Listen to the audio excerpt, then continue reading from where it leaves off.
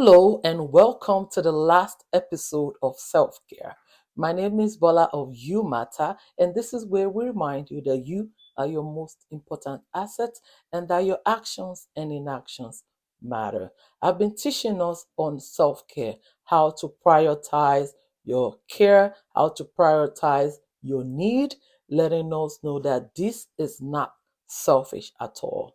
The deepest self care that we can give ourselves is falling in love with where you are, falling in love with the journey that brought you to where you are, while you aspire to be the better version of yourself by taking practical steps. It could be as simple as your morning routine. What time do you wake up? What do you do when you wake up? What type of meals are you eating? Are you cooking healthy food for yourself? What financial goals have you set? What steps are you taking to achieve these goals? Self care also entails that we stop running from our problems and start looking for lasting solutions. And periodically, we need to check in with ourselves, meaning the goals that you have set, how far are you doing with it? Or how well are you doing with it? If you think you are failing in some form or shape, what steps are you doing to make sure that you are not falling short? At this point, I would like to say Happy New Year to everybody, our followers and people that are yet to follow. If you are yet to follow us on this page, please do that at this time. Your comment and likes are really appreciated. Every new year, people set goals. They call it New Year resolution. Here are an example of things that has to be in place before you set goals, so that when you set goals, it will not be too ambiguous that it will diminish your morale. I'm going to be using what is called SMART. It's a business tool called SMART. Basically, it means that your goals has to be specific. Your goals has to be specific. You can't just say, I want to be rich before the end of 2025. It doesn't work like that. How rich do you want to be? Okay? Your goal has to be measurable. How can you measure it? You could have an example of at the end of 2025, I want to be able to boast of $10,000 or ₦1 million in my account. That's an example of something that is measurable. At the same time, your goal has to be achievable. Is this something that you can achieve? Okay? Imagine somebody that is in debt, doesn't know where the next meal is going to come from, doesn't have a job, and is proposing to build a mansion before the end of the year. Miracles aside, how are you planning to achieve that? The next letter is R, relevance. How relevant is these goals that you have set for 2025? Do they align with what you are doing or what you plan to achieve in the future? And the last letter in SMART is T. These goals has to be time bound.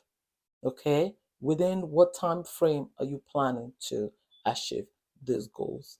This is a business tool called Smart. Again, you can look at it on Google. It is very good for if you want to have more information about setting goals or even for business people. Using SMART will help you set goals that are more achievable. That way, you have less chances of getting disappointed or you have less chances of things not working out in your favor. At this point, I'm going to be giving us 7 tips on this last video on self-care of how you can better take care of yourself mentally and how you can be more successful in this year 2025. I'm going to be reading this.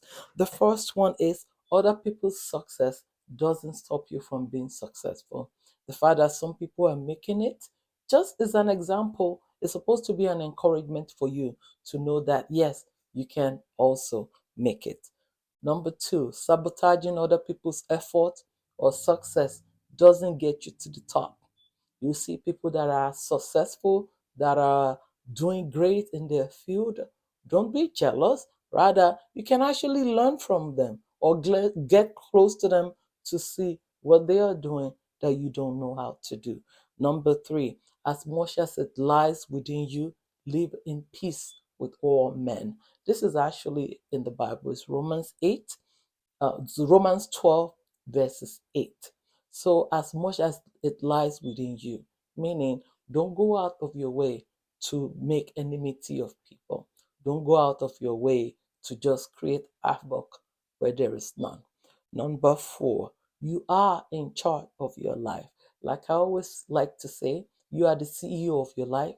You can hire and fire as required. Number five, never hand over the key of your life to somebody else. Imagine if you have a car and you give the key to somebody and then you're wondering why are they driving your car. You give them the key. Your life is yours. Leave it to please you as long as you are not displeasing God. Make sure that the key to your happiness, to your success is in your hands. Number six, decide to decide what you want and place yourself in the strategic place to achieve it. If you decide that you want to be a business person, put yourself in places where that goal can be achievable. And the last but not the least is always, always, always have a plan B. Always have a plan B. Things doesn't work out sometimes, and that's just the way it is. It doesn't mean that you don't know how to do it. It doesn't mean that you don't necessarily have to be doing something wrong. It might not just work out. So have a plan B. Always have a plan B. And this is the last thing I have for you on this last episode of self care.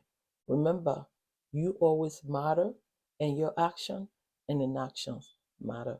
Till next time, like and share this video so that more people can watch it with us. Thank you and have a beautiful 2025.